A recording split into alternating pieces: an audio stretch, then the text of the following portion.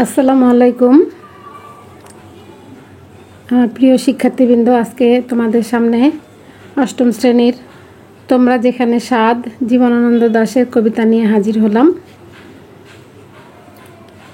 জীবনানন্দ দাশ সম্পর্কে আগে একটু জানি আমরা। জীবনানন্দ দাশ 1899 সালে জন্মগ্রহণ করেন। বাংলা সাহিত্যের একজন প্রধান কবি তিনি। তার কবিতায় বাংলাদেশের প্রকৃতির বৈচিত্র্যময় প্রকাশ ঘটেছে। জীবনানন্দের উল্লেখযোগ্য কবিতার বইয়ের মধ্যে ধূসর পাণ্ডুলিপি, বনলতা সেন, মহাপৃথিবী, সাতটি তারার তিমির, আরও অনেক উল্লেখযোগ্য বই আছে তার। তোমরা যেখানে স্বাদ কবিতাটি রূপসী বাংলা কাব্যগ্রন্থ থেকে নেওয়া হয়েছে। উনি মৃত্যুবরণ করেছেন 1954 সালে।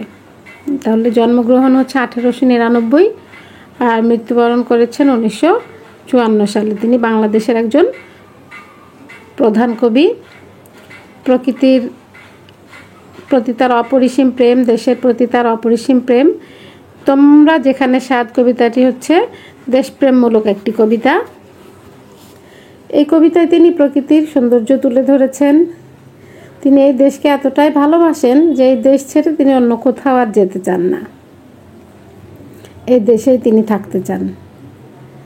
তাহলে চলো আমরা কবিতাটা শুরু করি। প্রথম লাইনে কি বলছে দেখো, তোমরা যেখানে স্বাদ চলে যাও, আমি এই বাংলার পারে রয়ে যাব, দেখিব কাঁঠাল পাতা ঝরিতেছে ভোরের বাতাসে। প্রথম লাইনে বলছে তোমরা যেখানে স্বাদ চলে যাও, আমি এই বাংলার পারে রয়ে যাব, দেখিব কাঁঠাল পাতা ঝরিতেছে ভোরের বাতাসে। দেখো, এই কবিতাটা যখন আমরা পড়ছি, এই কবিতাটা কিন্তু ধীর লয়ে আমাদের পড়তে হচ্ছে, মানে খুব আস্তে পড়তে হচ্ছে কবিতাটা।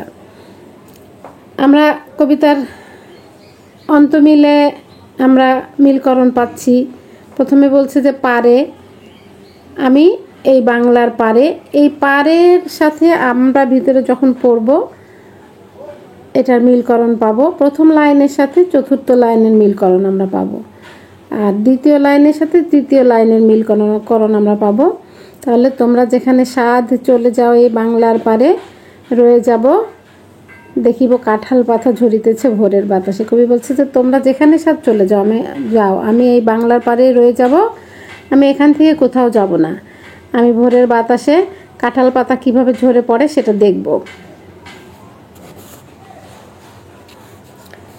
দেখিব খয়েরি ডানা শালিকের সন্ধ্যায় হিম হয়ে আসে, ধবল রোমের নিচে তার হলুদ ঠ্যাং ঘাসে অন্ধকারে, নেচে চলে একবার দুইবার, তারপর হঠাৎ তাহারে বনের হিজল গাছ ডাক দিয়ে নিয়ে যায় হৃদয়ের পাশে।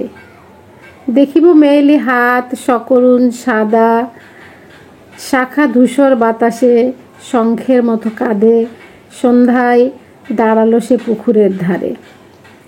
তাহলে তৃতীয় লাইনে বলছে যে দেখিব খয়েরি ডানা শালিকের সন্ধ্যার হিম হয়ে আসে, ধবল রোমের নিচে তাহার হলুদ ঠ্যাং ঘাসে অন্ধকারে। এখানে হিম অর্থ ঠান্ডা, আর ধবল রোম বলতে সাদা লোম বোঝাচ্ছে।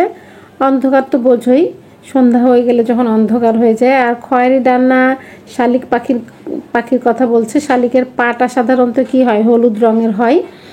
তো এখানে কবি বলছে যে বাংলাদেশের প্রাকৃতিক সৌন্দর্যকে ভালোবেসে কবি এই দেশ ত্যাগ করে যেতে চাচ্ছে না। সে বলতেছে ভোরের বাতাসে কাঁঠাল পাতা যখন ঝরে পড়বে তখন আমি চেয়ে চেয়ে দেখব, সন্ধ্যাবেলায় শালিকের হিজল বনে লুকানো আমি দেখব। গৃহবধূ কী করছে, হাঁস ধরে নিয়ে বাসায় ফেরার সময় সে যখন কুয়াশা পড়ছে, কুয়াশায় সে কোথায় যেন হারিয়ে যাচ্ছে, সেটা আমি দেখব।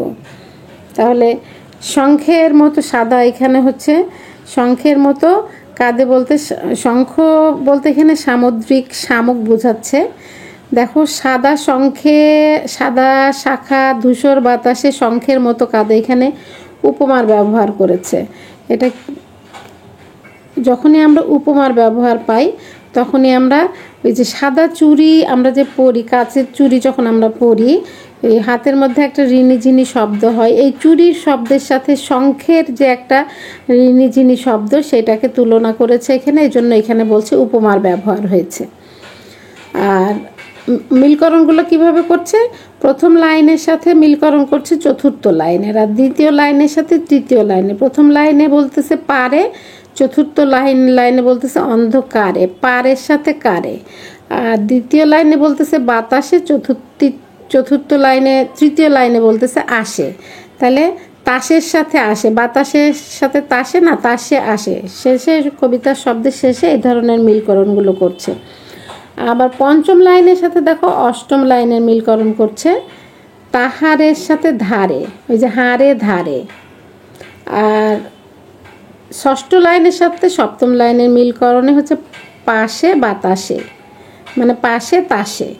তাহলে আমরা যখন কবিতা পড়ব তখন আমরা শব্দের শেষ যে শব্দ থাকবে সেই শব্দ থেকে যে মিলকরণগুলো আমরা পাবো, মিলকরণ আমরা বলি যে দুই ধরনের, একটা হচ্ছে শব্দের অলংকার দিয়ে মিলকরণ হয়, আর একটা অর্থের অলংকার দিয়ে মিলকরণ হয়।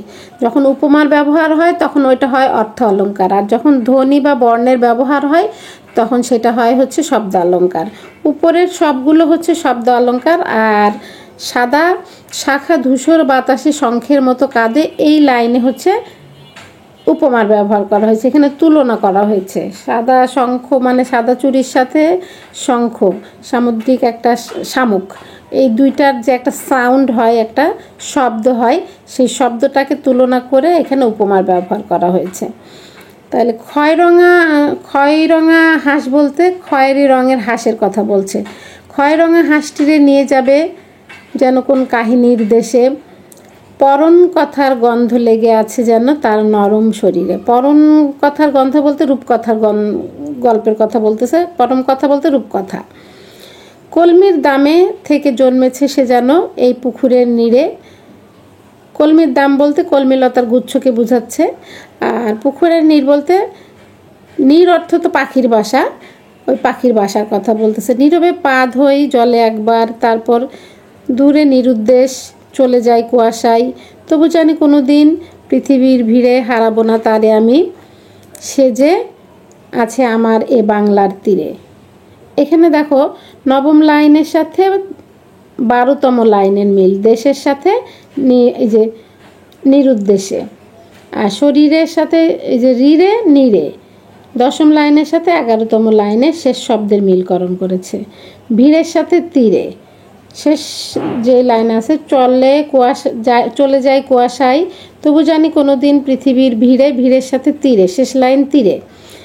এইভাবে কবিতাটার মিলকরণ করেছে। এখানে কবি মানে নিজের দেশকে এতটাই ভালোবাসে যে প্রাকৃতিক সৌন্দর্যে মুগ্ধ হয়ে কবি বলে যে আমি এই বাংলা ছেড়ে কোথাও যাব না, আমি এই বাংলার কাঁঠাল ছায়ায় ঝরে পড়া, মানে কাঁঠালের পাতা কিভাবে ঝরে পড়ে সেটা দেখব, সন্ধ্যাবেলায় শালিক হিজল বনে কিভাবে লুকিয়ে থাকে সেটা দেখব, গৃহবধূ হাঁস ধরে নিয়ে বাসায় ফেরে এবং কুয়াশার মধ্যে কিভাবে নিরুদ্দেশ হয়ে যায়। কুয়াশা যখন পড়ে তখন কেমন একটা সাদা ভাব হয়ে যায়, সামনে কেউ হাঁটলে কিছু দূর যাওয়ার পরে তাকে আর দেখা যায় না।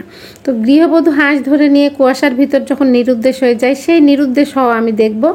আমি এই বাংলা প্রকৃতির সৌন্দর্য দেখব, এই বাংলার প্রকৃতির সৌন্দর্য ছেড়ে আমি আর কোথাও যাব না। তার মানে কি, কবির গভীর দেশপ্রেম থেকে কবি কিন্তু এই জিনিসগুলো অনুভব করতে পেরেছে। বাংলাদেশ ষড়ঋতুর দেশ, এই ষড়ঋতুতে এক এক ঋতুতে এক এক রকম প্রকৃতির সৌন্দর্য আমাদের চোখে পড়ে, আমরা দেখতে পাই। আমার মতে জন্মভূমির সাথে যদি আমাদের নিবিড় সম্পর্ক হয় তখনই কিন্তু দেশপ্রেম জেগে ওঠে, এবং আমরা এই দেশপ্রেমের কারণে কিন্তু এই দেশকে ছেড়ে আমৃত্যু, মানে মৃত্যুর আগ পর্যন্ত এই দেশকেই ভালোবাসবো, এই দেশেই থাকবো, এরকম একটা মানসিকতা আমাদের মধ্যে তৈরি হয়ে যায়। এরকম জীবনানন্দ দাশেরও দেশের প্রতি, তার প্রকৃতির প্রতি, দেশের মানুষের প্রতি একটা ভালোবাসা তৈরি হয়েছে। এই জন্য সে এই কবিতার নামকরণ করেছে কি, তোমরা যেখানে স্বাদ, মানে তোমাদের যেখানে স্বাদ তোমরা চলে যাও, আমি এই প্রকৃতিকে, এই দেশকে এতটাই ভালোবাসি যে এই দেশ ছেড়ে আমি অন্য কোথাও যাব না, এই দেশেই আমি থাকব। তাহলে ষড়ঋতুর দেশ বাংলাদেশ, এই দেশের প্রকৃতির সৌন্দর্যের এক অপরূপ লীলাভূমি, এখানে কি কি আছে দেখো, নদ নদী, পাহাড় পর্বত, বিস্তীর্ণ সমুদ্র সৈকত। হ্যাঁ, 12 মাসে আমাদের কি হয়, 12 মাসে আমাদের এক একটা ঋতুতে এক এক রকম সৌন্দর্য আমাদের চোখে এসে পড়ে। আমাদের যখন আকাশের রং বদলায়, দেখো শরতে একরকম আকাশ হয়, শীতে একরকম আকাশ হয়, বর্ষায় একরকম আকাশ হয়, এক এক সময় এক এক রকম আকাশ হয়, আকাশের রঙও বদলায়।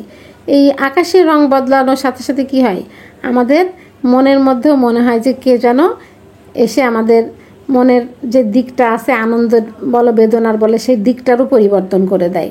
তাহলে কবিতাটা শেষের 2টা স্তবক দিয়েছে, প্রথম স্তবকে 8 লাইন এবং পরের স্তবকে দিয়েছে হচ্ছে 6 লাইন। এই ধরনের কবিতাকে আমরা কি বলি, সনেট জাতীয় কবিতা বলি। এখানে দেখো যখনই আমরা দেখব যে 14 লাইন হয়ে গেছে, 8 লাইন, 6 লাইন, 14 লাইন, 14 লাইনের উপরে, এই ধরনের কবিতাগুলোকে আমরা সনেট কবিতা বলবো। এবং কবিতায় দেখো বর্ণ সংখ্যা, তোমরা 3টা, যেখানে 3টা, 6টা, 7 2টা, 8টা, 9টা, 10টা, 11টা, 12টা, 13টা, 14টা, 15টা, 16টা, মানে 14টার উপরে অক্ষর হয়ে গেলেই, বর্ণ হয়ে গেলেই সেগুলোকে আমরা সনেট জাতীয় কবিতা বলি। ঠিক আছে, এই তোমরা যেখানে সাধু হচ্ছে সনেট জাতীয় কবিতা। এই কবিতায় কবি নিজের দেশকে ভালোবেসে প্রকৃতির সৌন্দর্য তুলে ধরেছে এবং তিনি কি বলেছে যে আমি এই দেশ ছেড়ে অন্য কোথাও চলে যাব না, আমি এই দেশেই থাকব। তাহলে আমি এখানে কঠিন যে শব্দগুলো আছে সেই শব্দগুলোর আরেকটু অর্থগুলো বলে দিচ্ছি। কলমিদাম বলতেছে কলমিলতার গুচ্ছ, কলমিদাম হচ্ছে কলমিলতার গুচ্ছ। ঠিক আছে, তারপরে শঙ্খ বলতে এখানে সামুদ্রিক শামুক বিশেষ। আবার আর একটা বলছে এখানে সাদা শাখা, এটা হচ্ছে সাদা চুড়ি বিশেষ। ঠিক আছে, সাদা শাখা বলতে সাদা চুড়ি বিশেষ। আর ধূসর তো আমরা বুঝি ছাই রং, যেটাকে ছাই রঙটাকে আমরা ধূসর রং বলি।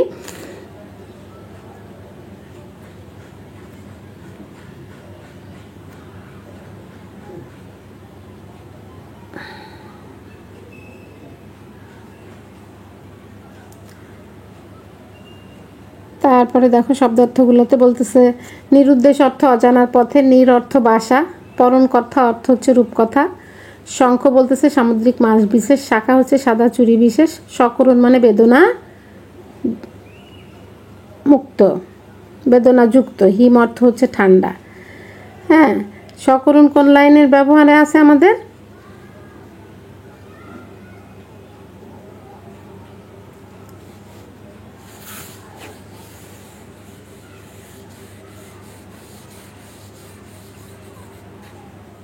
ওই যে ক্ষয় রঙে হাঁসটিরে নিয়ে যাবে যেন কোন কাহিনীর দেশের, পরন কথা গন্ধ লেগে আছে যেন তার নরম শরীরে, কলমিদামের থেকে জন্মেছে সে যেন এই পুকুরের নীরে, নীরবে পা ধোয় জলে একবার তারপর দূরে নিরুদ্দেশে চলে যাই কুয়াশায়, তবু জানি কোনোদিন পৃথিবীর ভিড়ে হারাবো না তারে, আমি সে যে আমার কাছে এই বাংলার তীরে। তার মানে এই যে প্রথমে বলতেছে একটা মেয়েলি হাত দেখবো আমরা, তার হাতে সাদা চুড়ি থাকবে যেটা শামুকের মতো।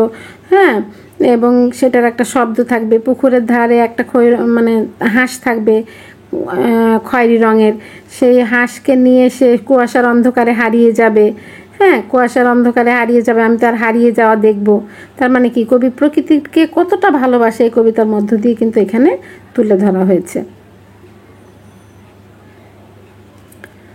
তাহলে শব্দার্থ সহ আমরা কবিতাটার আলোচনা করে দিলাম।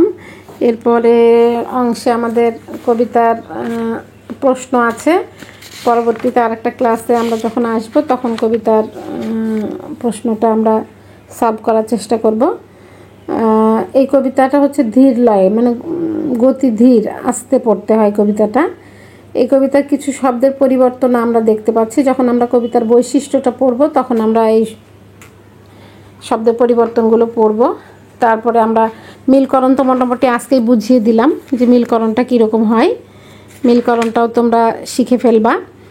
প্রত্যেকটা কবিতার লাইনের শেষে যে শব্দটা থাকে সেই শব্দটা দিয়ে মিলকরণ করে। একটা হচ্ছে শব্দের মিল করে আর একটা অর্থের মিল করে। শব্দের মিল করে সেটাতে বর্ণ দিয়ে মিলকরণটা ধরে, আর অর্থের মিলকরণ যেটা করে সেটা হচ্ছে উপমা দিয়ে। আমরা যখন কোনো কিছু তুলনা করি সেই তুলনা দিয়ে অর্থের মিলকরণটা ধরা হয়। তাহলে প্রত্যেকটা কবিতার মধ্যেই কিন্তু আমরা এরকম উপমার ব্যবহার পাচ্ছি।